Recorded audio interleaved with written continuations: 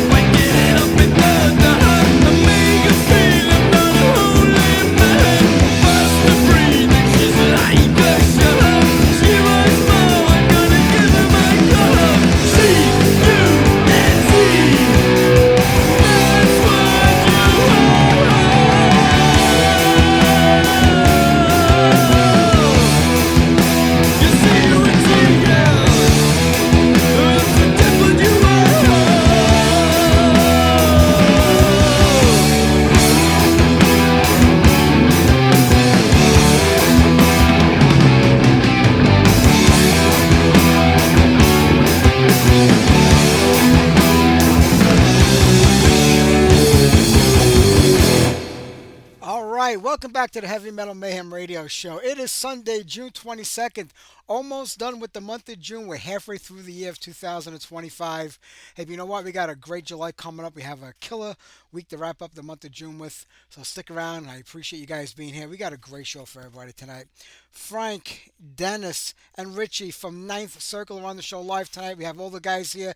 I know Frank wanted to make that happen, and he did. So we'll be talking to those guys in about a half hour. And Bob Wright from Brocas, Helm in the second half of the show. So stick around for tonight. We're going to have a great one. Right there, Merciful Fate with Nuns Have No Fun.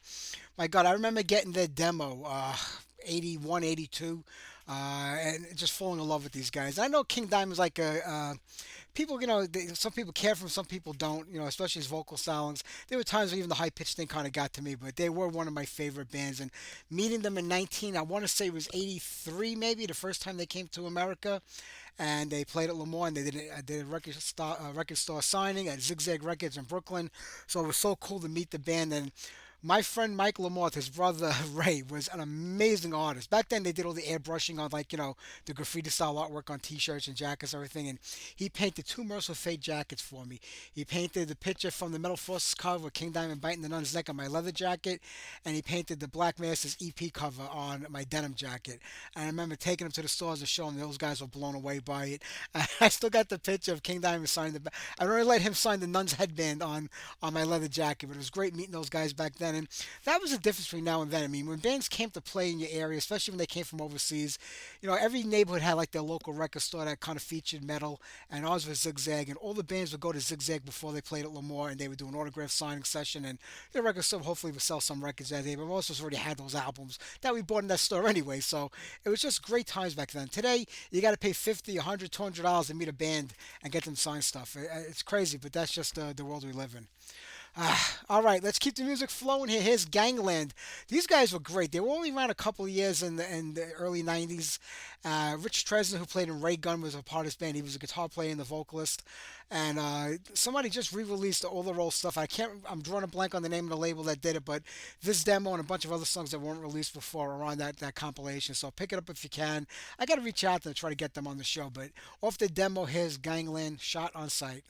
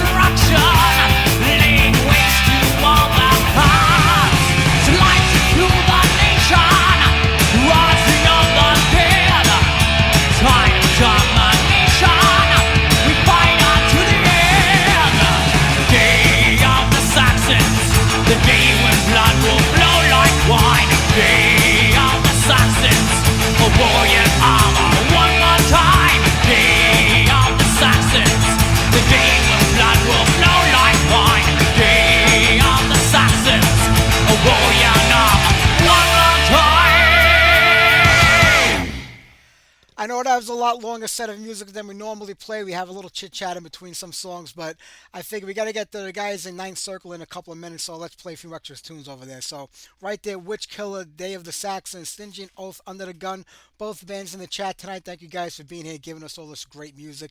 Before that, Jack Panzer off the first EP with Iron Shadows. Listen, I was around when that EP came out.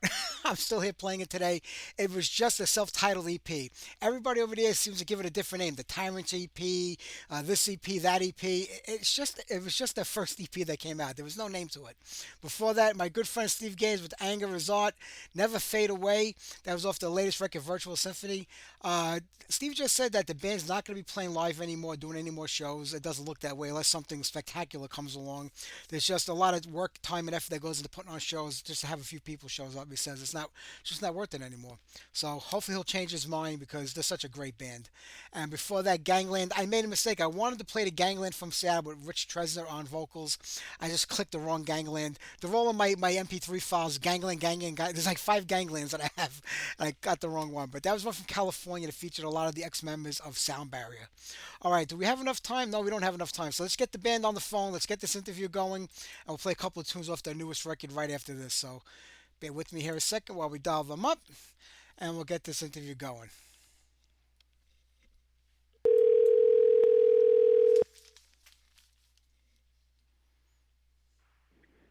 Hello, hello.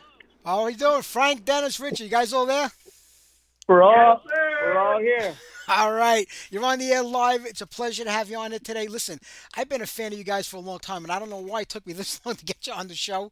But, I mean, it's hard to believe that this goes back to the 90s already. I mean, we're in 2025. Time flies, man. Time flies. It really does. And with this new record, I mean, you guys just cranked out another masterpiece, in my opinion. Anthem of the Immortals.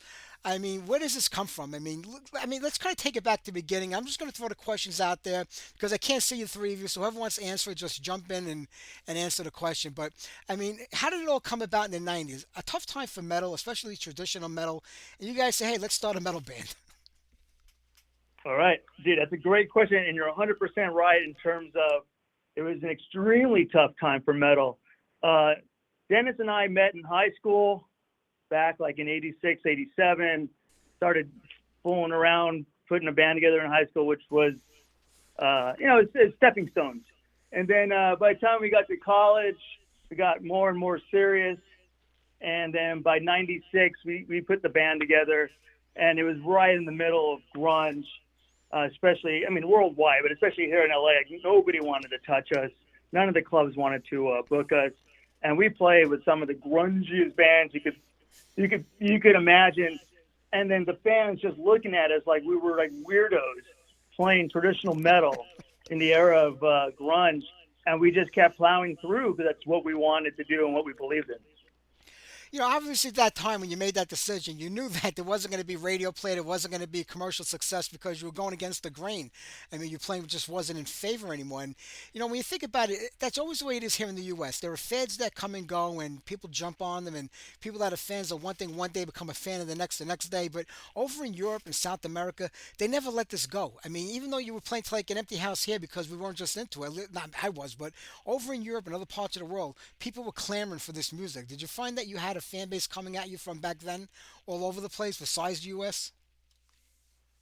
Actually, yes. Our first introduction to the internet and people discovering us via the internet was from a little old website that got a little big called mp3.com. I don't know if anyone remembers that, but basically we did our first CD in 2000. And we had like 7 songs on it. And, we basically recorded it live, with the natural overdubs and whatnot. But we were on CD Baby, which was kind of a record and distribution label for independent artists. So we started out with that, which was a good starting point in terms of getting used to what you need to assemble a recording. You need good artwork, you need good songs, you need a good team, you need a good producer, you need a good engineer, etc. So we actually put that out, not knowing, if our relatives and friends would just buy it. But turned out after 4 or 5 weeks, we started getting emails from them saying, "Hey, your independent CD is climbing up its charts. Have you checked our website?" And I think we stayed at number 2 for a while in our genre, and we eventually got to number 1. So that definitely gave us some credibility in terms of getting our name out there as Ninth Circle American heavy metal power trio. And from there, we started to just getting better contacts, getting better gigs, taking it more seriously, and we just went from there. Yeah, and this was all, when you think about it, this was kind of all really before social media took hold and places, MySpace and Facebook and a lot of sites really became big and a great way of, networking your band around. You kind of did all this before that really became full on blown. Actually, we do credit MySpace. they did. They were there and they did help push our music out, and we definitely started networking with other bands that were kind of in our same situation from around the world. From around the world. So that showed us that this music was not dead, and people still wanted it. And like you say, anytime I look on YouTube, even back at that time, for live shows, I always look at European shows and South American shows, and I don't think they've ever wavered in terms of our type of music. Japan as well. We were able to track the sales of these CDs, and the first 2 especially hit something good in Japan, which definitely helped us. The fact that you can't track like where your listens are coming from and where your music is being bought or sold, does that make you want to focus more on those markets because you feel that's where the need or the demand is, or do you just try to reach out to everybody you can? The last record was an attempt for us to kind of really focus on Japan and focus on Europe. And we were on a German label, right? And they gave us Pure Steel records, and they helped us out a lot, and they pushed us out even further worldwide from what we could do on our own. And then with the last record with Echo Black, it was really an attempt to kind of sink our teeth a little deeper into certain markets. But with the new record, all that went out the door, and we're just going to write the best damn songs we could write, and just if you love it, great. If you don't, we'll find someone else who'll love it. That's a great way of thinking about it. And talking about the last record, Echo Black, that was the first record that Richie played on. He was in the band for about a year or so before then. Richie, how'd you hook up with these guys?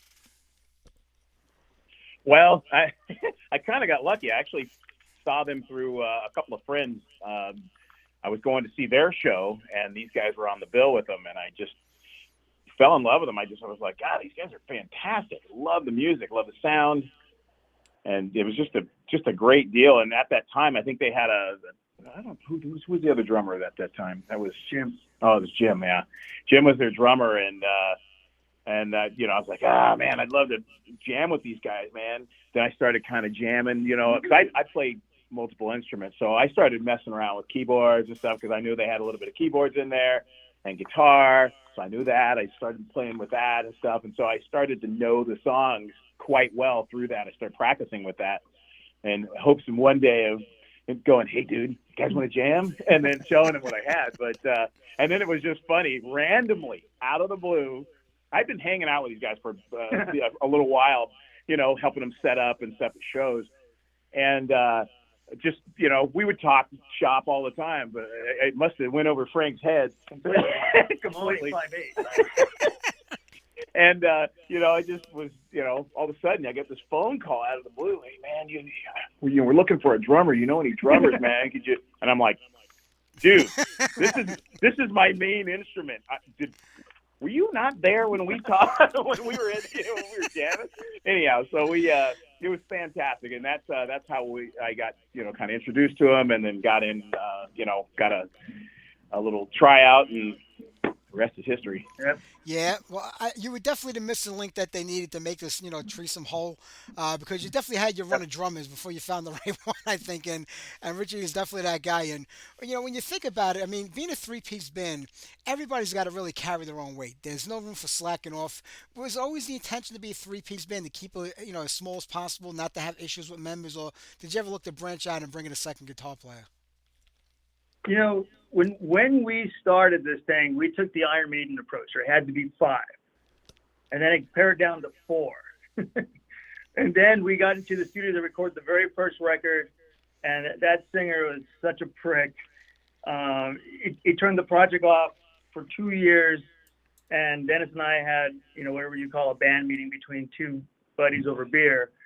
And it was like, man, if we want to carry this thing forward and not have other people drag us down, then, and he's got a fantastic voice, like, let's take a year, figure it out.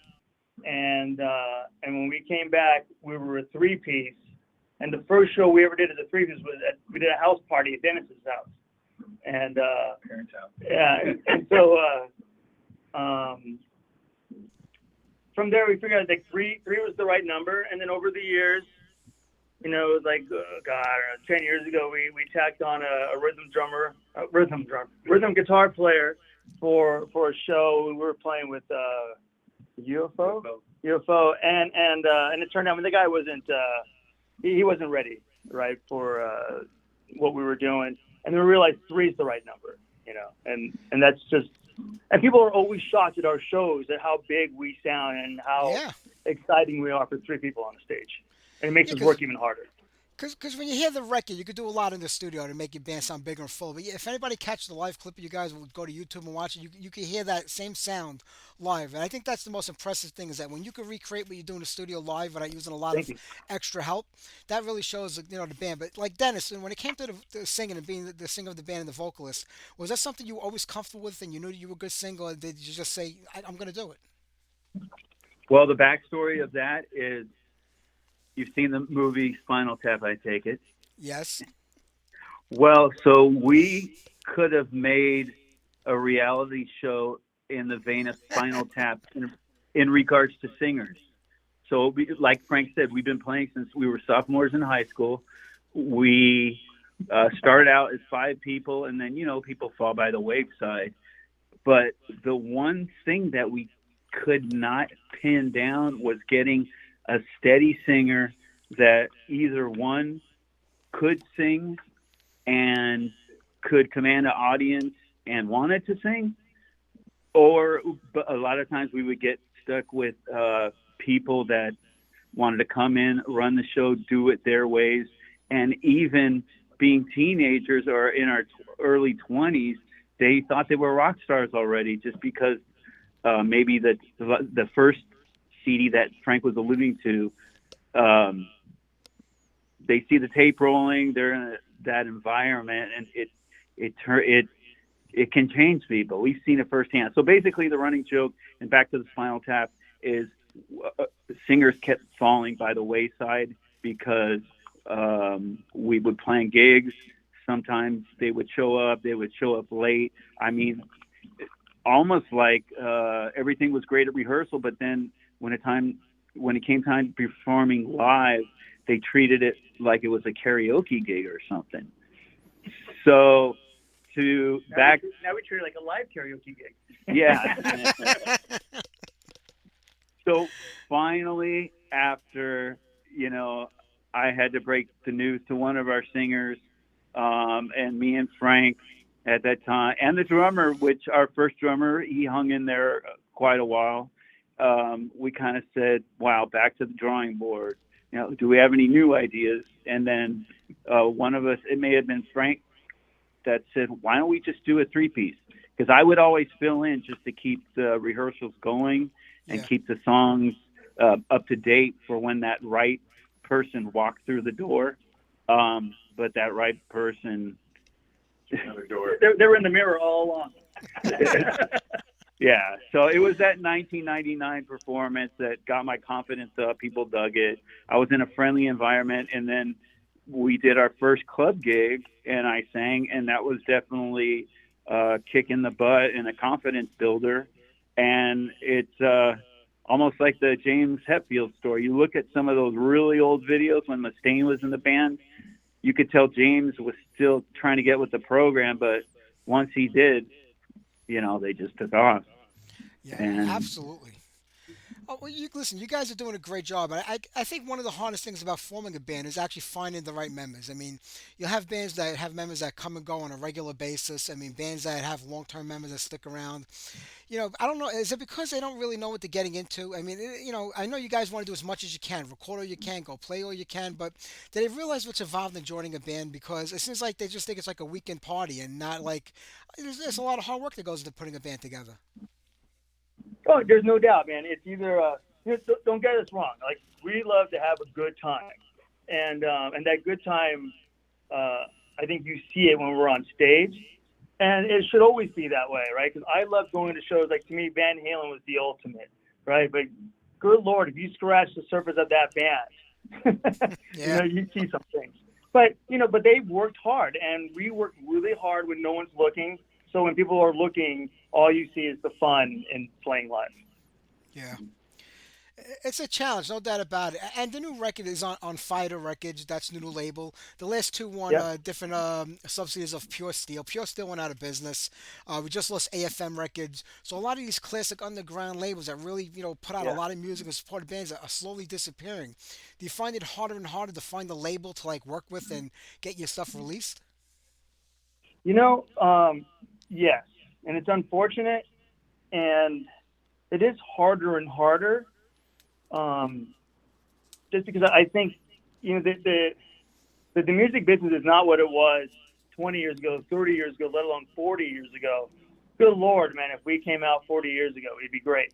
Oh, God. But thank God for these little labels that are just pouring their heart and soul into getting this music out that they love. A lot of it's a passion project for these guys. I mean, I can't imagine Fighter Records making a ton of money off a band like us, And so our job, when we get with the label, is we're looking for good partners, and we try to help every way we possibly can to help them sell as many records as they should, right? And if we get a little scratch in the back end, fantastic, because everybody knows it's hard. And when that record comes out, those first 2 weeks, you're going to make your money in those first 2 weeks, and then the internet just blows everything out the water, because like our music gets out there for free. It was like, why buy it? Why buy the horse when you can drink the milk for free? That's true. That's been going on. That's been going on for a long time now. But do you think it's the band and the label's responsibility? Because if you go back to the '80s, all the band had to do was go into the studio, write music, record the album, and they were done. There was a million other people involved that took care of everything for them, from A&R people to press to the labels. They just had to write music and record music. They didn't have to worry about pushing it, selling it, getting it out there. Today, you feel like you're partners with the label more than just them being like your boss, so to speak. Right. Absolutely. Yeah. And I'm always I always admire bands that do get their hands dirty. So like Triumph is a great example where they were a DIY, whatever that. Do it yourself. Yeah, do it yourself band back in the day, right? In the height of 80 stuff, and they managed a lot of that stuff on their own, and and we got to know other bands over the years of greater size than us. And a lot of them manage their own stuff too. And to me, there's some pleasure in doing that because you get the result you want in the end. True. When you talk about Canada and music, especially back then, they had a government that actually supported the bands and the music, like financially, with different grants and stuff. So bands were able to get money out of the actual government. Here in the U.S., that's never going to happen. And being you guys out in California, I mean, if you go back to the '80s, I mean, it didn't matter if it was the scene up in the Bay Area with all the thrash metal bands or the hair metal Right. bands down in L.A. There was a scene up and down California from one end of the coast to the other. I mean, it was just incredible to be there. And a lot of bands went there trying to make it, and they got kind of turned back because it was a very close-knit thing, and they felt like they were outsiders. How is it today? There's a new crop of young bands. It's to me, it's impressive. I mean, like a couple years ago, we played the LA Gates of Metal out here, and Wright was the headliner one night. Sadistic Intent, I think, was the other night.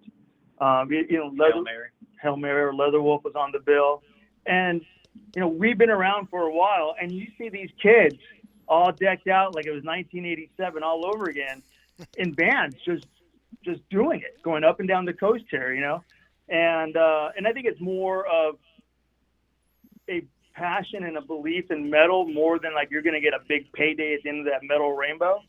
So there's still a scene that's happening, a scene greater than when we started back like in 96, 97. There's more partnership. That had to be hard back then. I just think about it. I'm like, where did you guys go out to play? Were the clubs actually like booking like regular metal bands, if that's what you want to say? Actually, what really helped us was obviously you're familiar with KNEC, Yeah. rest in peace. But some clubs, they would have like Metal Mondays, Monday night. Yeah, on a Monday night, of course. Favorite night. Even House of Blues, they would have a hard rock night. So it's like there was still like a tiny outlet, but which kind of grew. But then once like Iron Maiden started getting back together, I remember the first time Halford came back to Priest, and there was that whole resurgence of old school metal. And then that Sam Dung documentary, Yeah. Metal Evolution.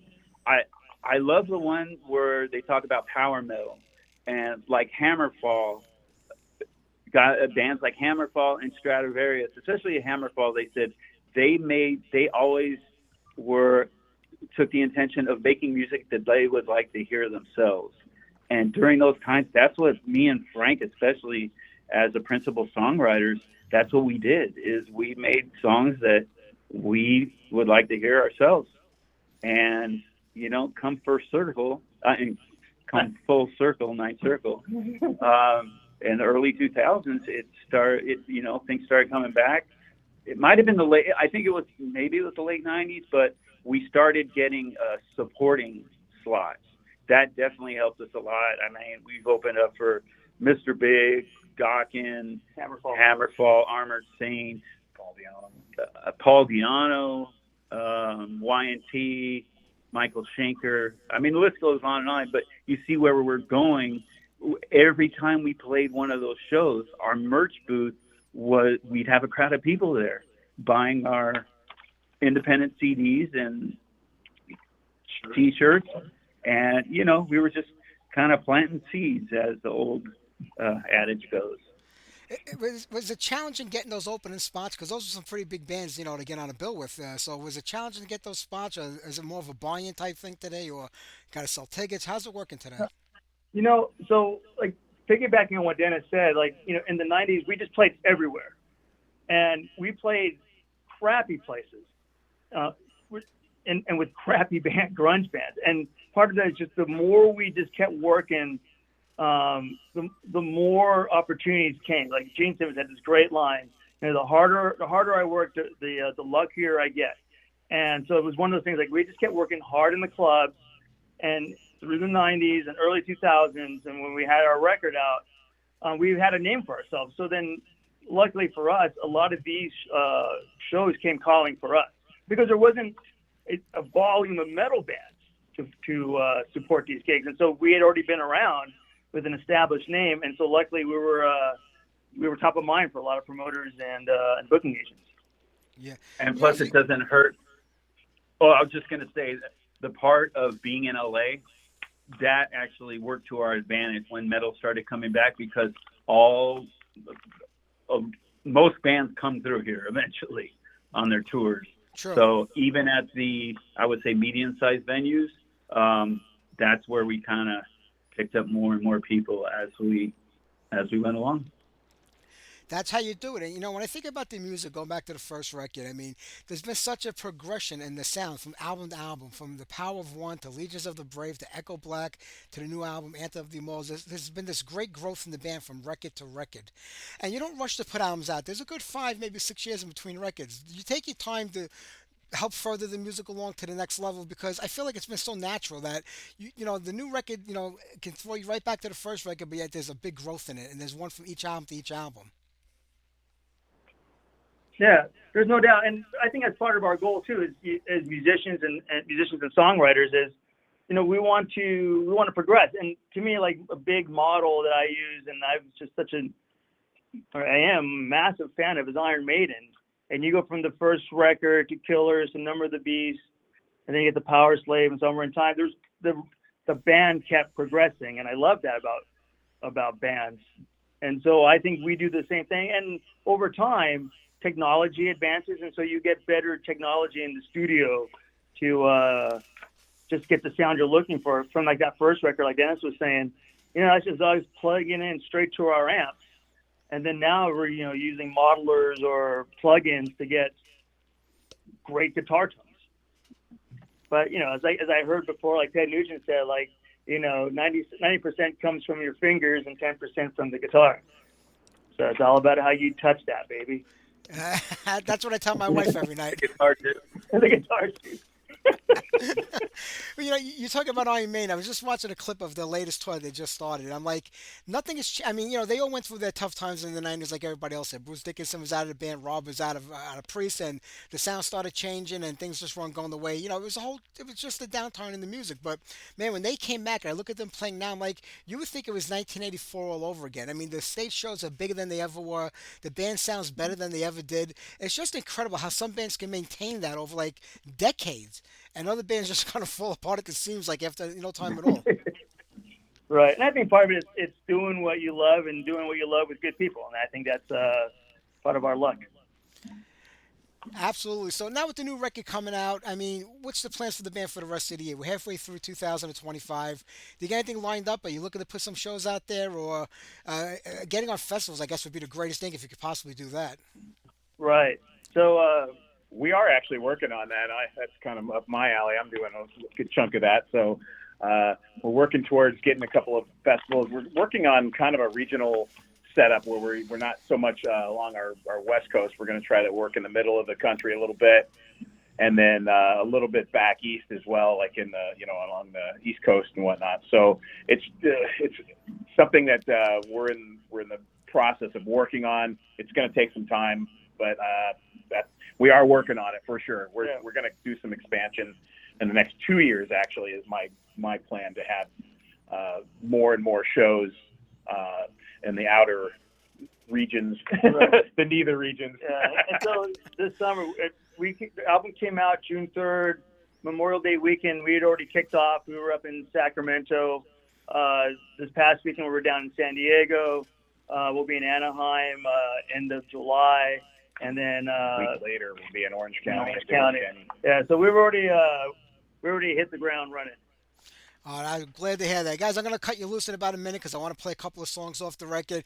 I hope you can make it out here to the East Coast because I'll show you California's what real pizza's like, and I'll take you to the best pizza place out here. Absolutely. Yeah. So you guys have a great, I know it's early there, but you have a great afternoon. And listen, you guys did a killer job on Anthem of the Immortals. I'm going to play a couple of tunes off it right now, and then we're going to wrap things up here. So thank you guys very much. I appreciate it. Hey, man, thank you. Yeah, man, thanks for having us, man. Appreciate it. My pleasure. Take care, guys. Bye-bye. Yeah. All right, let's get on some music. How about we start with Stand and Fight?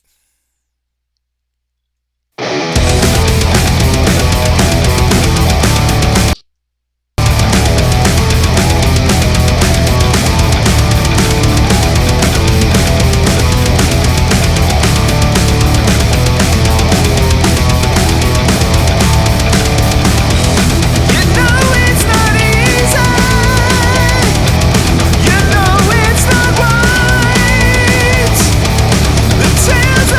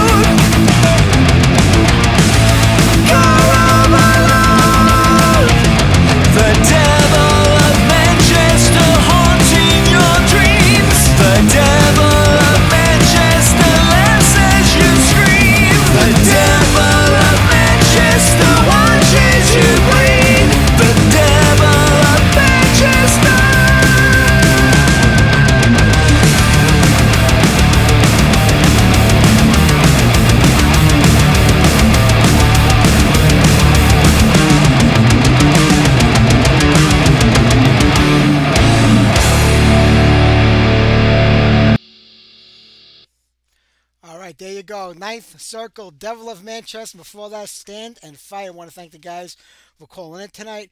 We got to get the Bobby Wright in about 10 minutes or so I'll try to squeeze in one or two more tunes between now and then. Chris Von Rohr from Crocus says, he's not ruling new music out because, that's exactly what you do when you announce that the band is breaking up, they're calling it a day, they're having their final tour. So what do you do after you have your final retirement tour? You write new music, you go back out and play live again. That just seems the way it goes today. Nobody actually ever retires. Somebody was talking to Paul Stanley in an interview last week, and they asked about the first tour, the first retirement tour, like that something happened during that tour, like he wasn't happy with it. I'm like, it's funny when you have to say the first retirement tour, not the final tour, the retirement tour. Crocus did a whole big thing, right? I think it was right before COVID. They retired, they were packing it in, they were going to do the final shows, and then all of a sudden, next thing you know, they're playing live again. Now they want to write new music. I love Crocus. I would love to hear new music, but don't do that retirement shit. I mean, too many bands do it. If you're going to do it and mean it and do it for good. I mean, that's just how I feel about that. Don't sucker your fans that have been buying into you for the last 30 or 40 or 50 years for more and more money, and then you come back and, it's just don't do it. That's all. All right, Christian wanted to hear Rough Honor. This is a band out of Cleveland, Ohio in the early to mid 80s. All I remember them having was this one demo tape out. I'm not sure if anything else ever came out by the guys after that, but they were pretty good. I mean, I kind of liked them. Definitely that Cleveland sound of metal, in my opinion. So let's get that on for Christian, and then after that, we're going to do New Torch and New Martyr. I mean, I actually really love this New Torch. I mean, it doesn't sound like the old Torch, with Dan Dark on vocals. It reminds me actually more of later era, except with Udo when he was back in the band. But I mean, I'm really digging it. I just, like I said, it just doesn't sound like Torch, but it's pretty damn good. But let's get on Rough Honor for Christian, and then we'll play that.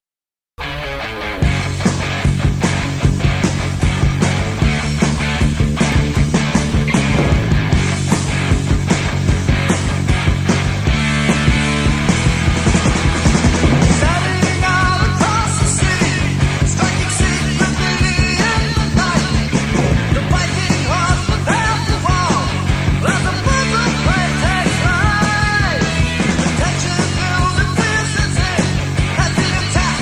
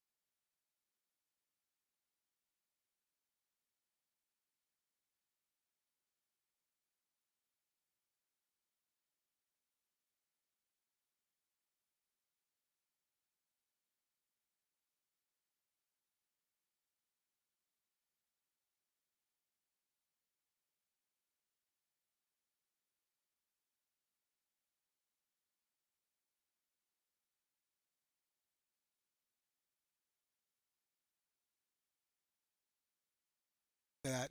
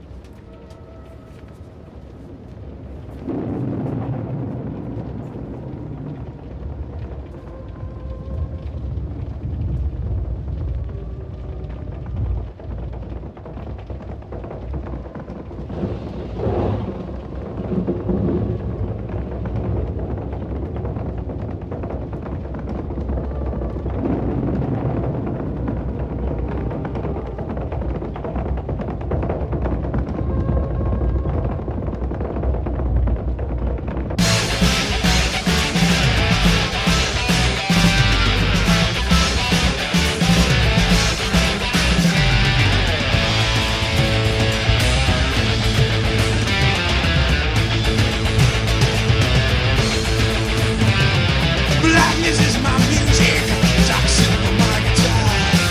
Starlight is my power, a flashing metal.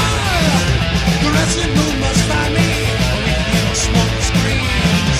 Blaze flicker in my body, a wind howling through my dreams.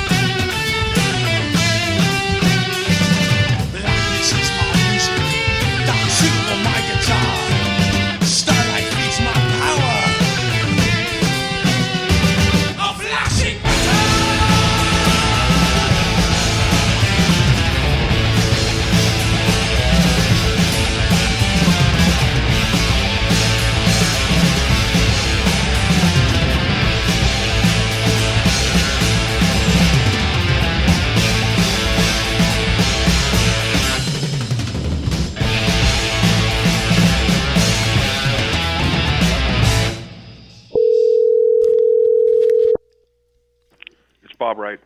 Bob, this is Mike calling for our interview. How are you? Mike, how you doing, brother? I am doing great, man. What a pleasure to talk to you tonight. I got the right Mike. You're the heavy metal mayhem Mike, right? That's the one. All right. How you doing? Everything okay? Yeah, I'm doing great, man. And I'm so happy to talk to you because it's 45, 46 years since I was a fan of the band. So having you on here is a pleasure.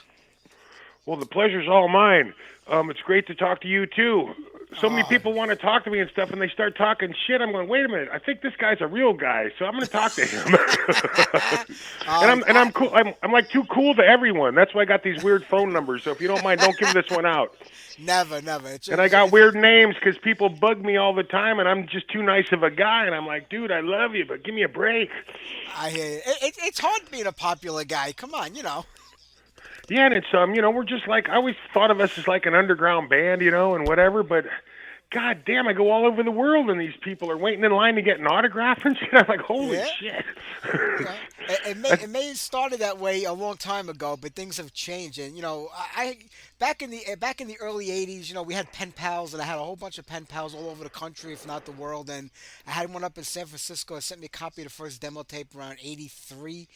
And I became such a fan of the band because a lot of bands were emerging, like between '80 and '83 at that time. And you guys, I think, were like on a whole different plane than anybody else. It was something that, to me was unheard of before what you guys were doing, like the sound you guys created.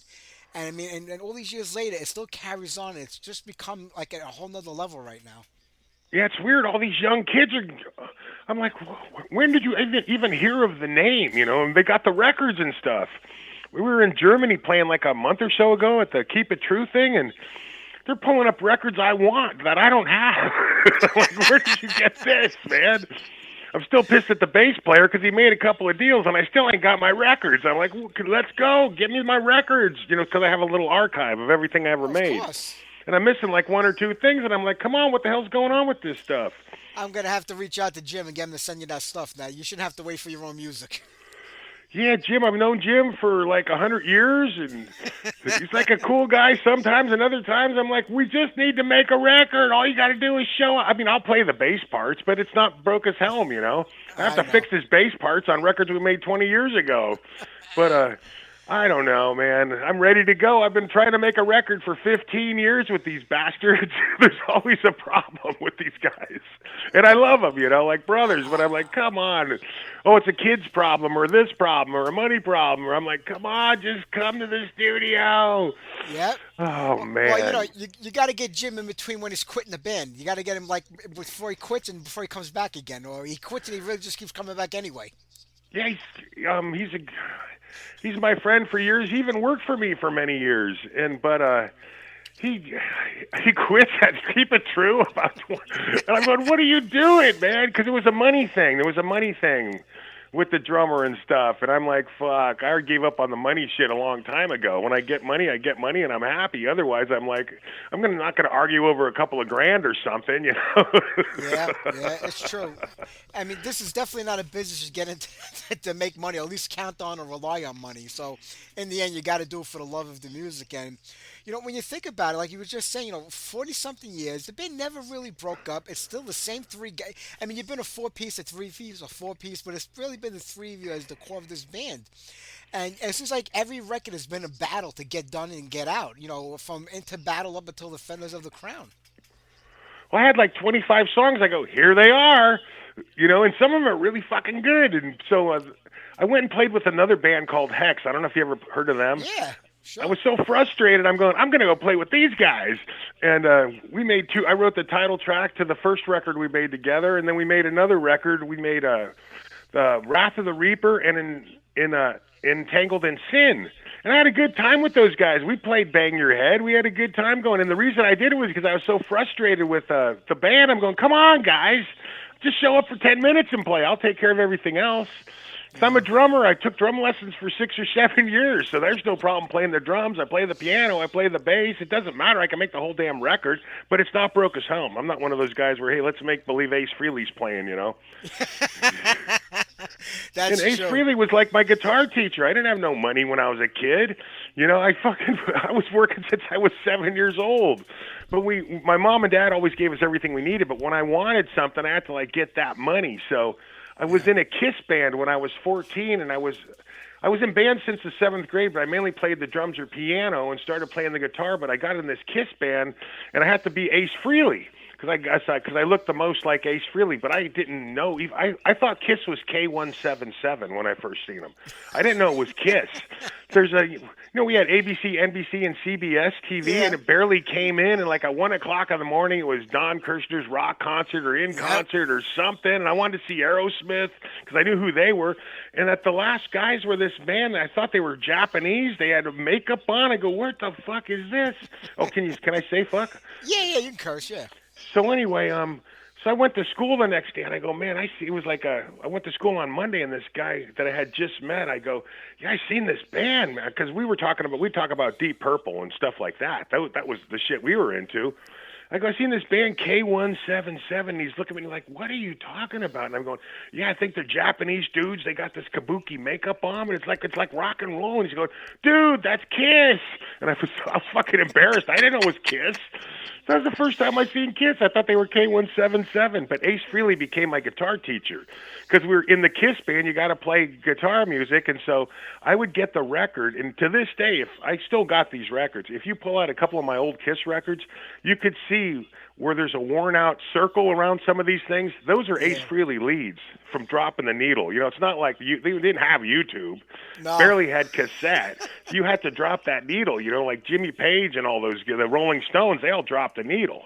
So that's what I had to do. So that's why my records are screwed up in the Ace Frehley leads. But I learned them. Back then, I would imagine it was a full-on makeup Kiss band, costume and makeup. Yeah, and the everything. first 3 records. We were playing, you know, like Strutter and Deuce and Black Diamond and all that stuff, so I had to learn that stuff. And we were no good. We played a few shows. We were no good, but, man, we had a hell of a time. But the best part was we learned how to play. That's what was great about it. And that's when the girls were still coming around the shows. Say that again? That's when the girls were still showing up at the concerts, still back then. We used to have girls come to concerts all the time. When I started with when the Brocas Helm was first starting in the band I had before, because Jim was in a band I had before, and the girls back then, the girls were beautiful. They smelled good, and they all wore nylon stockings, and I was like, well, man, these are fucking beautiful girls. We played one show with who was it? Machine Head, which I like Machine Head. They were like the headliners, but before us was like 2 or 3 of thrash bands that were like no good. And like when we were not thrash, we had no business even being there. And we have a group of 50 or 100 people that would come to all our shows, and these girls were dressed to the nines, beautiful women. They went through this thrash show. I never seen any of them again. Yeah. They never came and then when I'd go to thrash shows, there'd be like 3 girls. Yeah. 4 girls dressed like dudes wearing motorcycle jackets.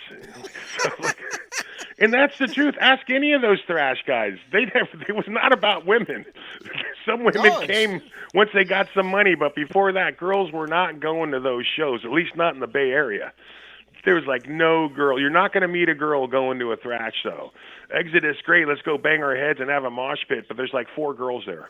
Yeah. They're like with the band, you know. Oh, it was like that here in New York too. Believe me, it wasn't any different anywhere else. You know, it was a different crowd. Let's put it that way. But you know, Bob, when you talk about the beginning of the band, like you said, you were in a band before this with Jim. That was Prisoner. Was Jack a part of that too? Did he come into the fold when it officially became Brocas Helm? No, we always had trouble getting drummers. My brother's a good drummer, but he wasn't stupid. You know, the shit we were going through. I mean, my brother played at the Oakland Coliseum. I never played there, but he would help us once in a while. But we always were trying to find drummers, and we'd find a drummer like one. You ever heard of Yesterday and Today? Yeah, Dave Manichetti's band. Yeah. They had Leonard Hayes was a drummer. Yeah. So we've met this guy that was like the Leonard Hayes clone. And he was a good guy, and he was a time machine, but he couldn't really do anything else. So, like, you know how it is, drummer after drummer after drummer. Yeah. We finally found this young kid, and he was good. But then I said, what the hell happened to this guy? Well, he went to jail for 24 years for murder. And I'm going, what the you fucking murdered somebody? No, it was one of those things where you're just there, you know? Yeah, yeah. He didn't do it, but he was, like, there. So after 24 years, he comes out, and I meet him, and I'm going, what the fuck ever happened to you? So, like, after that guy, I'm going, I got to find a fucking drummer, you know, after all these drummers. So I put the smallest ad ever. You heard about Guitar Center, right? Yeah, They used to have a little, I think I took a matchbook cover and wrote, wanted drummer, metal, or hard rock metal, call this number. It was like the smallest sign on the wall. And that's how we met Jack. And Jack was actually a pretty good fucking drummer. he kind of wanted to stick around. So that was the first Brocas Helm was with Jack and with John Gray, which is a friend of mine down the street, and Jim Schumacher. That's when we first, before that we were playing, you know, the Cars and Aerosmith and Cheap Trick, plus our own songs at like pizza joints and, you know, small parties and stuff. But then we went, I said, this is it, we're going to the moon. So the guy, we had played, I used to do shows in Golden Gate Park, and one of the bands I said to come and play with us was John Gray's band. So I said, John, why don't you join this band? We'll have a band. So he was really good too, and then one day he goes, I go, you gotta practice, we're gonna make this record, and he's going like, gee, I'm gonna get married next week. I'm like, oh no. So that took care of that guy. But, yeah, we started way back when, 100 years ago, in the last century. Yeah. But so Jim was cool. My mom met Jim because we built a studio in my mom and dad's house, a little rehearsal studio and a little recording studio in my mom and dad's house. So my mom, the first time she met Jim, she goes, oh, he looks like John Lennon. We're all fucking dying, man. She thinks he looks like John Lennon. I think he probably did. But Jim was a fucking weirdo and a freak and a crazy bastard. But he was my kind of crazy. So I'm like, okay, we'll go with this, you know. And he's like the Dungeons and Dragons guy, and Jack was like the jazz guy. And I took a few jazz lessons, but I got kicked out of jazz class for playing Ted Nugent music, and that's a true story. I took jazz lessons from this big time guy. Man, I had to audition. Someone recommended, Bob, go take lessons from this guy. His name was Millard Counts. He like worked for CBS Records or whatever, and he was like the guitar teacher to the Stars kids. He had all the pictures of all the students, and he's like, that's Natalie Cole's kid, that's this and that, you know, down. I'm going, holy fuck. I had to audition. I barely made it. But I was just good enough to get in his class, and so I did that for about maybe 4 or 5 lessons, and I was like starting to get good, you know, and I had to play a show with my band at Golden Gate Park, and I hired a sound company, and they put the tape, tape recorded a cassette tape off the soundboard, and I had it in my pocket when I went to take the lesson. Well, this was the first time I didn't. He was one of those guys. If you don't know the lesson, you're leaving and going home till you learn it. You know, no fucking around like Joe Satriani and Steve Vai. Steve Vai's first lesson, he didn't know the lesson. Joe Satriani kicked him out. Well, the same thing happened to me. He goes, why don't you know your lesson, Bob? And I said, well, I played in the park, and I pulled out the cassette, and he put it in his little, you know, the executive cassette recorders back, like the first ones. I don't know where the tape is. He presses it, and I'm up there going, well, I don't know where they come from, but they sure do come. I think they're coming from me, you know, cat scratch fever. Yep. And he's looking at me going, he pulls out the tape and goes, Bob, I got to let you go. I'm going, no, don't let me go. This is the first time I'm actually know what the chords are. You know, C, D, E, F, F sharp, G, G sharp, A sharp, B, C sharp, D, back to E, you know. No, don't let me go. And he goes, Bob, you're a rocker. You're not a jazz man. But he said I could come back if I changed my mind. Yeah. But I never changed my mind. The guy was right. I was a rocker. I got friends that know 3,000 chords. I know friends that are like incredible, insane musicians that I grew up with that took lessons since they were 5, and they know it all. You know, they know the relative minor of C is A minor. They know all that shit. But they play on Sunday afternoons at coffee shops for 15 people, and 5 of them are saying, you're playing too loud. I've played for several thousand people playing this rock and roll shit, so I think it worked out. Yeah, I think so. But you know, going back to those days too, like, you know, Jack was out of the band. I remember Jack was interviewed by somebody, and he said, I had to leave the band too because I couldn't do, you know, what Bob was doing. I just couldn't play the stuff he was coming up with. It would take me too long. I couldn't figure it out. I know it wasn't good enough. So when you get ready to go to record Into Battle, did you try to replace him, or did you just say, you know, I'll handle all the guitar and we'll just take it from there? Wait, did Jack say that? Yeah. I don't remember him. Pardon me? He said in an interview that, you know, the stuff you were doing was so good, and he just felt like he was inadequate and he couldn't keep up and couldn't play the stuff that you were creating. I think Jack kind of quit a couple times, but not really quit. You know, one of those guys, you keep the door open. Yeah. He played with some other bands, and I'm like, okay, I don't know. But he was a good player, but he was more of a jazz guy. What's that guy's name? Jack Bruce? Yeah. But I wasn't that guy. I would write, like, I call them 75%ers. I'm writing 75% of the song, and so other people can put their own stuff in, you know? Okay. But Jack was not the straight-ahead drummer, keep the beat. He was like a Keith Moon, you know, going wild. And I kind of like that. So I said, oh, yeah, Jack used to say, I like the way you do this and you do that, because I was like the band Nazi. Now we're doing this, you know. I apologize. I said Jack. I meant to say John Gray. John Gray is a guitar player, said he couldn't keep up with you, like what you were doing. I didn't mean Jack. Yeah, well, Jack, too. He would, like... there's a lot of things I can't say because I don't know who's going to listen to this. But Jack got with this girl and had a kid, and that like screwed lots of stuff up because women fuck up everything, you know. Cherchez la femme. And but John Gray was he was a pal from being a younger kid. And I think what happened was when he was getting, I kind of gave him shit. I go, John, we're making a fucking record. You need to practice. You know, it was one of those things. But at the time, he was getting married. And luckily, of all the people I bet on every single person that's getting married. I just placed a bet last night that the guy's going to win.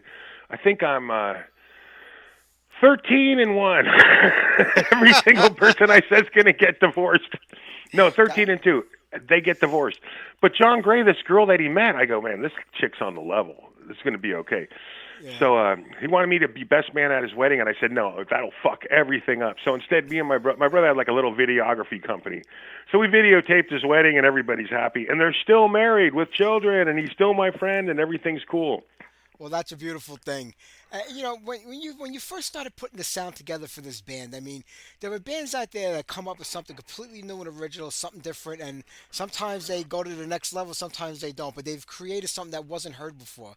And the sound of Brocas' Helm was something that was never heard before, in my opinion, at that time. You didn't sound like any band that came before you, even though you were influenced by dozens of different kind of groups and bands, but you created something that was so unique. And at the time that you were putting the sound of this band together, trying to create the music for this band, were you thinking about that, or did it just come out that way because of the way you were writing? Yeah, no, I was thinking about that. When I was a little kid, I don't live in San Francisco. I lived in San Francisco, like a block away from the school, and this band was playing, and I didn't know who they were, but it was Carlos Santana, you know, before he was anybody. Yeah. Like the beginning, and then he had a brother, and so I would read. They'd have these music magazines like around the San Francisco Bay Area. I think one was called BAM, and all these other magazines. So, you know, I'm reading everything I can read because there's no internet, there's no nothing. So there was his brother was being interviewed about Carlos, and his brother Jorge, I think his band is called Malo, if they're still around. His brother told Carlos, Carlos goes, hey, I'm going to be a guitar player. And his brother said, yeah, but there's thousands and thousands of guitar players. You're never going to fucking make it. And Carlos said, yeah, but they all sound the same. I'm going, yeah. And that stuck with me. I'm going, you got to do something different. You can't I just can't go play Van Halen, you know, then you're just a tribute act. You know, you might get some money, but no one cares. They want the real thing, and too bad the real thing is dead, and that one hurt me when he went down. That one hurt a lot, more than even people in my family. But because Santana said to his brother, but they all sound the same, I always thought, it's got to be something different. Got to be a little different. So we never did what people were doing. And I didn't listen. I only listened to specific things. I never listened to the radio. I okay, this guy Schenker, this guy's a good fucking player. So I would listen to UFO specific songs, you know. It wasn't like I was getting all this stuff from all over the world. I was just getting a little stuff to learn how to play. What the hell's he doing there, you know, that kind of stuff. So that's why it don't sound like everything else, because we never wanted to sound like everything else, in the hopes that we could get a little more by sounding different, and they'd know who we were. Like you hear Rod Stewart sing, you know it's Rod Stewart. Absolutely. You know, that kind of stuff. You Brocas Helm, they're kind of like, what the fuck is this? But at least that what the fuck is this makes them look a little deeper. But you know who it is when you hear it. That's the whole thing. When I hear one note of one of your songs, I say, it's Brocas Helm. I don't have to go any further than that. That's the kind of sound that you guys created. Whether it worked for you or against you, I don't know. But, you know, it's such a unique sound and band, from your vocals to the guitar work. I mean, it's completely unique in every which way you can imagine. Yeah, I listened to the In the Battle record. I'm going, man, that fucking guitar player is pretty fucking good. Because some guy was analyzing it. He's going, Jesus Christ, these guys are going 1,000 miles an hour, you know, and on the internet. I'm going, he goes, I can't believe these guys. So I go, what the fuck is this guy talking about? So I went and listened to the record. I went, yeah, well, some of that shit is pretty fucking good. But we never, we had offers. I've got contracts that are like, the problem was I and some of us were too smart. We would read. We knew how all the stories from the 50s. These guys getting fucking ripped off, and other people that would go on. They'd go on tour and they're big shots, and they'd come back and they'd owe $90,000 to the record company. I'm like, how the fuck do you guys do that? You know? And this is bands from San Francisco. I won't mention any names. Even Van Halen. I think the first tour or two, they came back and they owed millions of dollars. You know? And I said, this is never happening to us. So we didn't sign these stupid deals, and this little company came to us and said, hey, I can, it was the Record Vault. You ever heard of the Record? No, not the Record Vault. The Record Exchange was the first one. Bill Bruford, I think, is a pretty good guy. But I showed him I showed him a demo tape. He goes, "Hey, I could sell these." So I made $700 worth of demo tapes and sold them out in no time. And he came back and said, "Hey, let's make a deal." So other people that would try to give us, we had the same lawyer as Foreigner at one time. And he goes, "We're not signing nothing less for $250." He goes, "You got something? I don't know what it is. $250,000." He goes, "You got something? I don't know what it is, but do not sign anything." And he was a legitimate guy, a real guy. And so listening to him, we didn't sign nothing. We could have done more and done more touring, but I'd probably still owe money to some company somewhere.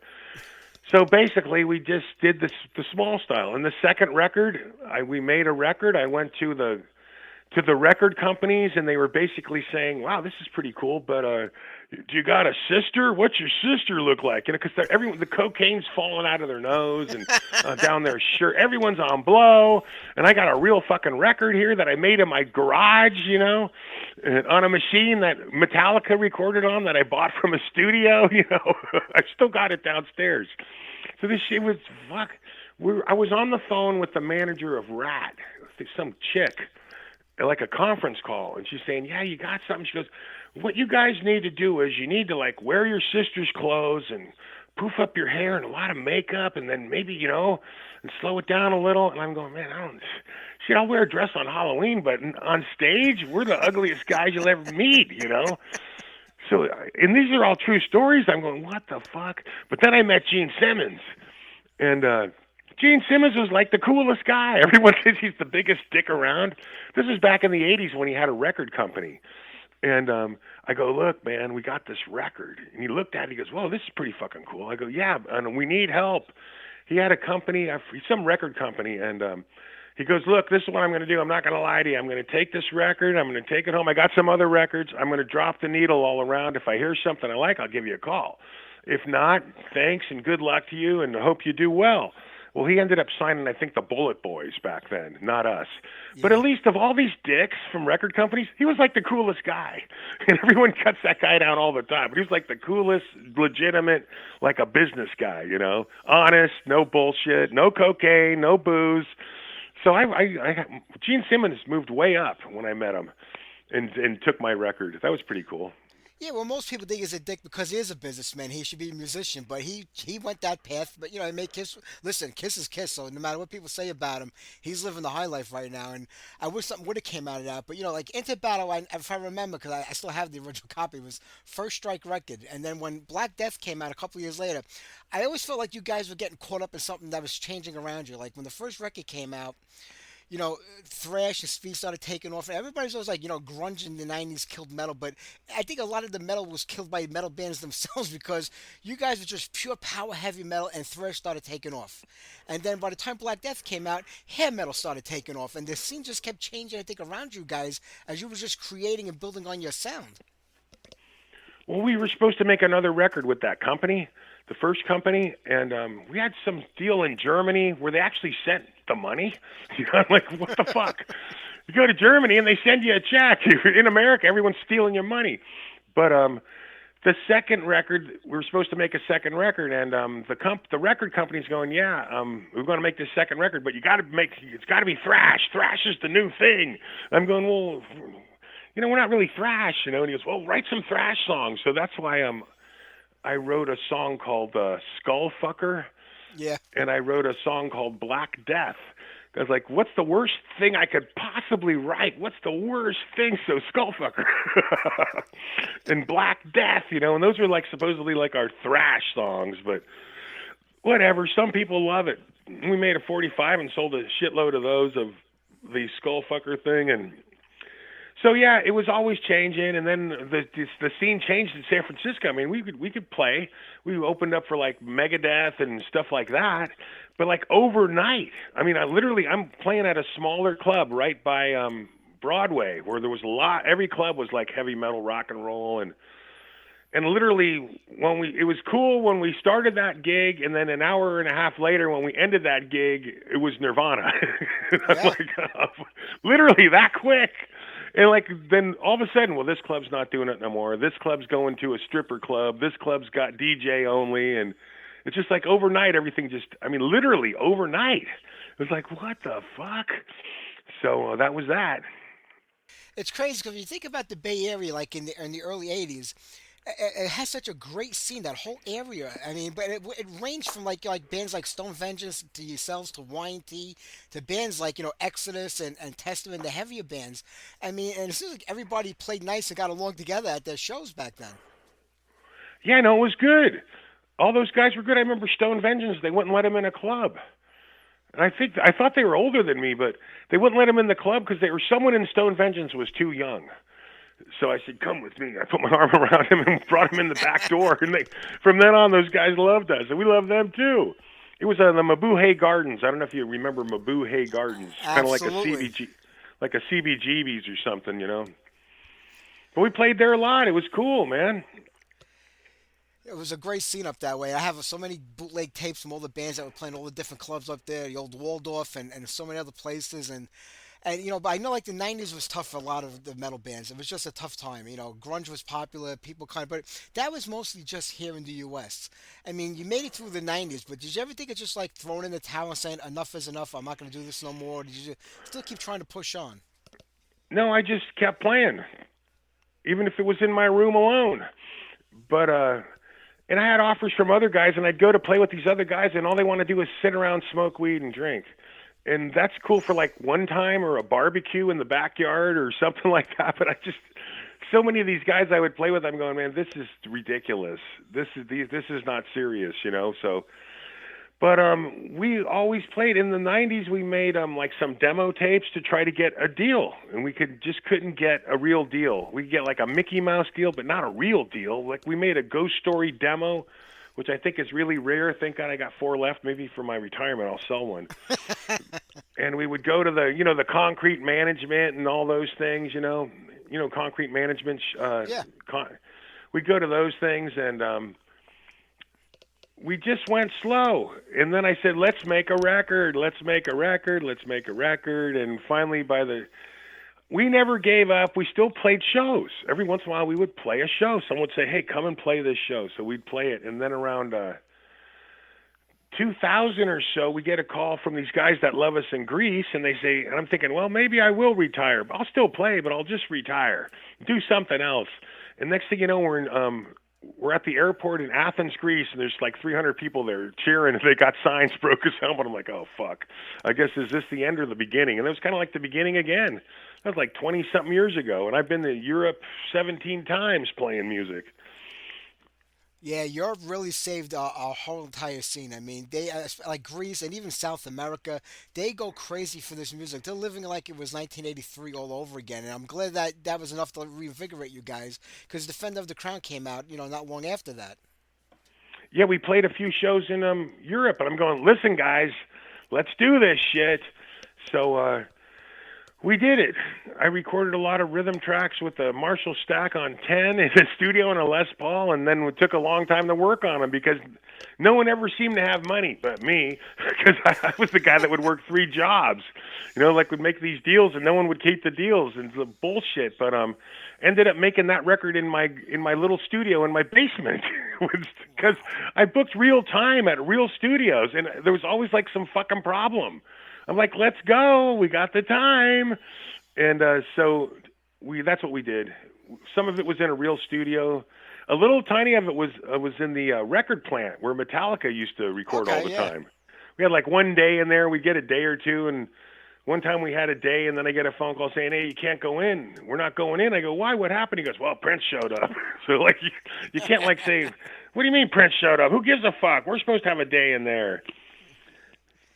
Why was it so difficult to get the other 2 guys on board with recording music? They're peculiar fellows. That's why. You would think as a musician and being in a band, even if it isn't like, your full-time thing, you'd still want to create new music, and especially when you have the songs, ready to go. Either we're supposed to all pay the money, or We don't want to have someone else is putting in. I wouldn't want to have someone else put up the money because it's not that much money, and I don't want to sign anything away to anyone else. I want to own everything, which paid off in the long run. Believe me, it paid off. Yeah. But yeah, just stupid shit. You know, interpersonal problems, family problems, all that shit. You know, it's just ridiculous. So I would just go and with my friends and gamble and go to Vegas and have a great time, and then I'd come back. Okay, you guys ready yet? Let's do something. I mean, Defender of the Crown 2004, 20-something years ago, do you ever see it happening that this might actually come to fruition, that might actually be new music? Well, in 2005 in Hamburg, Germany, I made a deal with these guys to make the next record. I'm not kidding. We had a meeting in Hamburg, Germany in 2005 to make the next record. I go, look, this one, we're selling this record. Let's make the next one. Here, we need songs. Here's 20 of them, you know, and I would stand there with a guitar and just sing the songs, you know, and stuff like that. Say, here's the one. Here's the next one. Here's the lead to that one. I had them all done. And I said, it's fine, Jim. You can write half of them. And I just was banging my head against the wall between Jim and Jack, and then there was some problem with money in Jack and Jim, and Jim and Jack were always arguing. I mean, I would play with these guys. They hadn't talked to each other for 10 years. They would not talk to each other for 10 years. And here we are playing, you know, all these shows. And then we'd even do the shows and they wouldn't talk to each other, you know. As I say, it's the craziest thing that sometimes the three of you don't talk at all, but yet you always hear, you know, Brocas Helm playing this festival, they're playing at that festival, and they're playing here. And I'm like, they don't even talk to each other most of the time, but you just show up and do your thing, and it still manages to work out. Well, I talk to them, and I'm the one that wants to rehearse because I have to play the rhythm guitar, the lead guitar, sing the songs, and if they're not together, I don't know where the fuck I am. And half the time when you're up there with a back line that you have never used before, and no one, and the mixers don't know what they're doing, all they know is turn it up louder, you know. It's so fucking hard. Even the last couple of shows, Jim got in a motorcycle wreck, so he was fucked up for a while. And then he moved far away, not that far away, but far away. I'm playing in a band where the guy's coming from Tahoe, 4 hours away, and we're practicing twice a week. This guy can't come and practice. Jim, you know, he can't come drive an hour or so and practice. Yeah. So I'm telling you, you have to play exactly what's on the record. And they don't. So I'm like, what is that? And the funny part, too, is I'm on stage in, like, the former Soviet Union or something, and okay, now we're going to do this song, ladies and gentlemen. And Jim walks over. What key's it in? I know he doesn't practice. We're playing a song, and he's just looking at me, and he's not playing anything. I'm like, G. So I just figure my life's a tragic comedy. That's what it sounds like. And you know what's funny is, like you said, like if the other two guys weren't involved in it, it's not Brocas Helm to you. But if I remember, there was a show, I don't know how many years back it was, in Finland at one of the festivals that I guess you couldn't make it or Jack couldn't make it, but Jim was there, and he played with local guys. And to me, that wasn't Brocas Helm, but I guess they went for it, I guess. I don't know. Well, that was like a year ago. Last year. I thought it was even longer than that. So I'm packed and ready to go. And the drummer is sick, and he's not sick like, you know, a cold. It's something serious, right? Yeah, real serious. Yeah. Luckily now everything's cool, but at the time you don't get on a fucking airplane and fly for 20 hours when you don't know exactly what's wrong. And it was serious. That's all I'm going to say. It was serious. So I said, look, man, the promoter says it's okay. You don't have to come. We'll have we'll rebook you. You can come as the band. But Jim, because, you know, he has to be the big shot with some kids over there or something, I go, Jim, we're not going. So none of us, so he's claiming that we fucked up his airplane. I mean, I got my airplane tickets and everything. I'm ready to go. My shit's packed and it's sitting next to the car, you know, ready to go to the airport. And so we decide we're not going.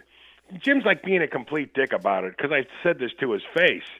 And then the next day, I go to work. I actually have a small company, and I work for like big-time multi-millionaire people. So if I say I'm coming, I got to show up. Sure. So I'm at work, and I get a phone call from Jack going, "Oh, yeah, didn't Jim call you? They said it could be like a jam session, and you guys can go and have like a jam session." And I'm like, "Well, thanks for calling me, Jim." Yeah. He just wanted to be a big shot. That Some was of these, they disappointing. don't think normally like normal people. They think differently. Jack does pretty close, but Jim is in a different world sometimes. He's in a different world. And I could talk about that forever. And he worked for me for a long time, and I still consider him one of my best friends, but he says and does weird things. I can imagine, because when I remember hearing about that, I was like, I never got to see you guys in the '80s, when you guys were starting out. But I got lucky enough to catch you guys in Brooklyn, when you played at the Defenders of Old Festival, and to me that made my dreams come true to see you guys live, like for the first time, and it was just amazing. So like to get like just Jim without you and Jack, to me that's not Brocas Helm. I'm sorry to say that. Yeah, no, that's why believe me, Jim wanted to fire Jack 1,000 times, and I said no. It's not Brocas Helm without Jack. Because we were offered twice as many shows as we've ever played. And in my career of 45 years, I've only not wanted to play at one show because of me. One show, and it was because of the COVID thing was going on. Oh, okay. And they wanted me to do all this crazy shit to go to Germany. I'm like, fuck that, man. Nazi Germany was over in 1945. I'm not doing this shit, And I studied all that stuff, and I did a thesis on all that shit. So when people start talking to me about that stuff, 9 out of 10 are full of shit because I've studied the whole thing. So I wouldn't do that. And that was the only show. But, between generally Jack's, I can't do this like my kid, or I got to do this, or I got to do that. It's so frustrating that Jim wanted to fire him many, many times, and I go, well, it's not going to work, Jack. It's just not Brocas Helm without Jack. It's that you need that kind of crazy drumming, You know who you I'm need. a man of honor. I'm a man of honor. Some other people, honor is not a word in their vocabulary. I'm honor, integrity, responsibility, dignity. I'm that guy. Everyone else is not like me. No, exactly. You know exactly what should be for Brocas Helm. And you're talking about Jack. Didn't Jack fire you T-Bone when he was in the band for like that year when you finally got a second guitar player back again? Yeah, Tom. I talk to him all the time. Yeah, I wasn't even there, and he fired him. Did you come to the studio that day of rehearsal and he's like, "Oh, by the way, I fired T-Bone." Pretty much. I mean, Tom was I still love. Tom is very ill right now. I talk to him a lot, and but Tom was. I thought he was a good player, and we were good friends. But what pissed me off once was he yelled in my ear real close, and it bugged me, and I almost fucking laid him out flat. I said, "Don't ever fucking do that again." And then the other time I got pissed off, we were at my mom and dad's house, and we were like partying in the basement. We used to play cards. I used to make my living fucking stealing money from these idiots playing cards. But he had done cocaine in my mom's bathroom and left the bindle and a line of cocaine on the fucking sink. I'm like, dude, you can't do this shit. But that wasn't the reason that he got fired. He got fired because he's one of those guys where, okay, we're set to record, don't touch anything. And, those guys that have to turn it up, that kind of stuff, And just the crazy shit, just stupid shit, Unbelievable. I mean, with Hex, Entangled with Sin came out about 4 years ago. Is there anything going on with Hex, or is it a done deal? Hex, we were doing good. We were going to do 2 more records, and then the COVID thing came, and every company was like, we're out of money. We can't do no shows. You can't come. You can't do this. You can't do that. And basically, it just like evaporated, And I talked to the singer, and he's like, "Yeah, it's too bad, But I had a good time. We were pretty professional in that band. There's other things I'd like to do, but with those guys. But it's the same old thing. A lot of the time gets spent on getting the drums to sound right. So when it's my turn, I'm like in there doing 10 leads, in a few hours. But I write all my stuff. So the last time I was in the studio with those guys, I played a lead, and the guy looks at me and goes, evidently everyone else is just improvising their leads, but I wrote specific leads to every song that I played, which was almost every song. So the engineer kind of looks at me and goes, can you play that again? I go, sure. And I played it again. He goes, can you do that on this song? I go, sure. He was like blown away. Wow, I don't believe it. In the modern day, a guy actually writing leads? Because I wanted to follow the chords, you know what I mean? Yeah. I could just get in there and fucking improvise, and, 1 out of 10 you might get one. Otherwise, it's shit. But it pissed me off because I wrote another song for them, and but it has a double lead song and it has a melody, right? And this melody has to be sung so it all works together. I sit down and I don't just put a couple chords together.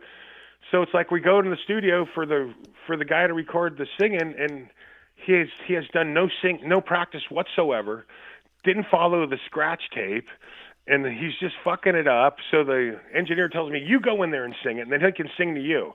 So I went in there and sang it the perfect melody, how it's supposed to go. It's a song. It's not just crap. And the guy could never do it, so my song didn't make it on the record, and I'm happy because I still got it, and it's a good fucking song. I like to hear that. Well, you're talking about singing. I mean, from the beginning, was it always the vision for you to be the singer for Brocas Helm, where you maybe just couldn't find the voice that you wanted for the band, so you decided to take it on? No, we tried to find. We used to have a real cool rehearsal place, and in the American Can Company. So we would have auditions, and we had this one guy that we worked with, and the guy was pretty good, and actually pretty good singer. And so we worked for a month or two, and then I booked 3 shows in a row, which back then was fucking murder. Back in the 80s, Yeah. because everyone had a band, and if your dad had money, you get to play, that kind of thing. So I booked these 3 shows, like weekend shows, like good shows, and I go, okay, we got it, and here's the shows. It's 2 shows here, and I think one was in L.A. or something like a whiskey or something big, a big one. And he goes, oh, well, gee, I'm going back east. I'm going to get married that week. I'm like, are you fucking kidding me?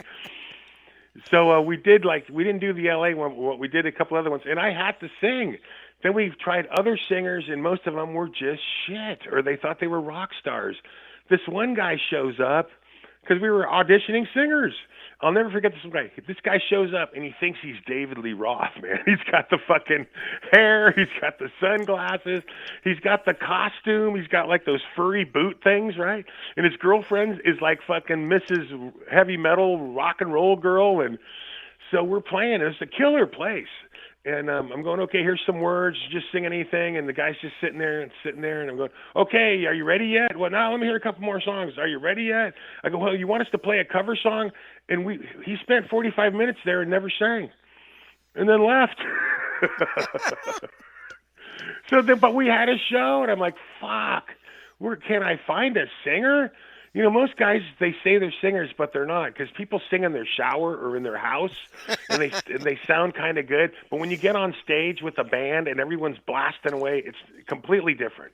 Has nothing to do with singing in the shower or singing in your bedroom. You know what I mean? You probably know. You've been around. They don't understand this. They don't understand that I'm playing blind.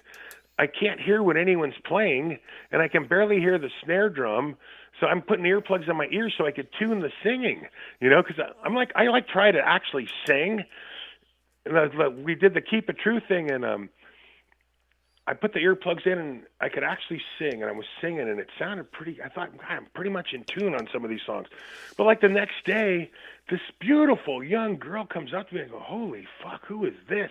She comes up, hi, I just wanted to say, I think you're the best singer so far. I'm like, what are you talking about? She goes, you actually were singing, and you have a good voice. You were the best singer so far that I've heard.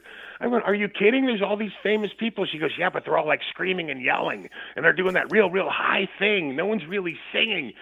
And she's kind of right. Most of the bands are like screaming and shit. But I could still see her face, and I'm going, God damn, if I was a few years younger. She was so, but just what a beauty. I'm like, what? I go, man, I've never heard that before. And she was dead serious. I'm like, what is it? Number one, what is a beautiful girl doing at one of these shows? Luckily, there's a lot more girls over there. And she was just so sweet. I can still see her, and I just, oh my God, that was like the best compliment I've ever heard in my life. Thank you so much. That kind of thing. That's got to make you feel good. Bob, that made me feel good. Seeing that you have like you have so much music that you're sitting on, and probably and maybe never will get done with Brocas Helm. Did you ever think about just doing like maybe an offshoot of Brocas Helm or a solo project that kind of ties it together, but it's just you and you're playing all the instruments so we can actually hear this music that you've been writing all these years? Yeah, I think I'm gonna have to do it. I already got the artwork and the name. I already paid for the artwork for the cover. And I just bought I just bought a new computer and an interface, and I'm going to start putting shit into this computer, and I cannot get the fucking guitar to work through this interface and sound right on my software. I have like a Roland 1680 downstairs full of shit, and I go down and turn it on, and it can't detect the hard drive right now, so it's pissing me off. But anyway, I've got CDs or whatever you call them nowadays, and I've got other equipment, and I'm going to try again with the computer. And I also have a guy that has a studio, and I'm thinking, here we go. I had planned to do it a year or two ago, and then I got stuck doing some other record with like 5 years ago with Hex. I was ready to go to the studio. I had it all lined up. I got all these songs. We're going to make these songs. And that's when I paid for the artwork and all this shit to make a band. I got the name and everything. And I was just going to make up phony names and say these people are in the band. So I'm probably going to... I started to do it again just a month ago. I'm starting to work on it again, but I'm writing a song for a movie. So I got the chorus for the movie song, but I'm working on to make the rest of it work, I don't just slam it out there. I sang the chorus to them all over the phone, and they loved it. So let's see if I can make the whole thing work for them. I'm sure. So that's that's the next thing, and then I'm gonna try once again with Jim and Jack. I've got emails where they're agreeing to make the record. So I go here. I do demos myself. Play all the instruments. So I send a demo of this song. I go, here's one of them. How about this song? And so Jack's going, hey, that's pretty good. How about here? I'm going to send you Dropbox. You can send your stuff in the Dropbox. And Jim writes back and goes, yeah, that's pretty good, but I think you got the vocals are mixed too loud. I'm like, it's not even mixed. It's one take of it's one take, no left and right, no nothing. It's just, this is what it is, Oh man, I can't fucking believe this shit I go through. I just can't fucking believe it. Yeah, when you talk like that, it sounds like it'll never happen because it looks like they're picking things apart not to make it happen. But yeah, I would just go for it and do something like an offshoot of Brocas Helm and just get that music out there. Well, if I still live, I got a new health insurance. Instead of $15,000 a year that I've been paying, I got a new deal. So I said, I want every fucking test known to man.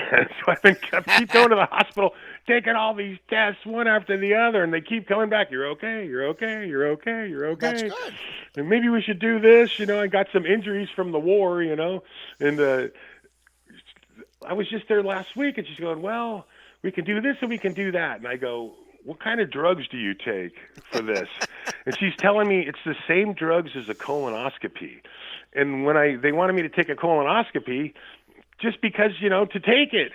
So I go, what kind of drugs? There's 4 different drugs, and one of them's fentanyl. And I go, fuck no. I'm not taking no fucking drugs.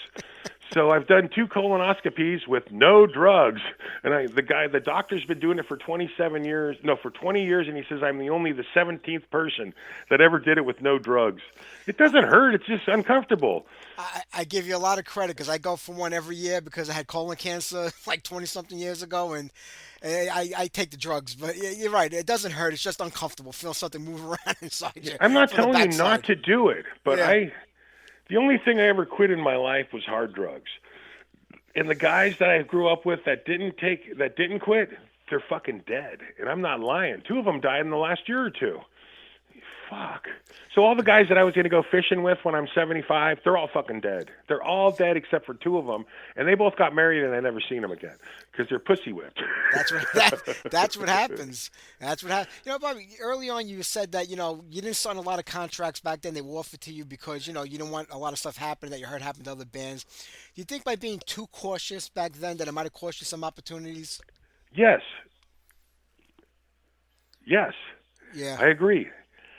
But, I just didn't want that to happen because you never know. You get this one song that's the song. Some guys have lived on one song for 50 years. They wrote a song in the 60s, and every year they've lived their whole lives. I didn't want that to happen. But yeah, of course. But also a lot of it was they wanted the makeup, poofed up hair in the girl sister's clothes, and we just weren't that guy, you know. Well, that's what labels do. Whatever fad is happening at the time, they want you to be. If it's wearing spandex or puffing up your hair or wearing a flannel T-shirt, they just want. They don't. They're only in it for the money. That's a music business. That's all they care about. So they want you to be whatever they want you to be. And I always found it funny that these labels signed, like Metallica got signed to a major label, probably one of the first heavy bands from back in the '80s, and they wanted a million Metallicas after that. They didn't care who you were, what you were doing. Then they fell out of favor. Then it was Warrant and the hair metal bands, and then they fell out of favor. Then it was grunge. That's all the labels were about. Is like who could they can suck what they can out of to make money and then push it to the side. Yeah, I think back before Metallica was Metallica, even though I seen probably their first show in San Francisco.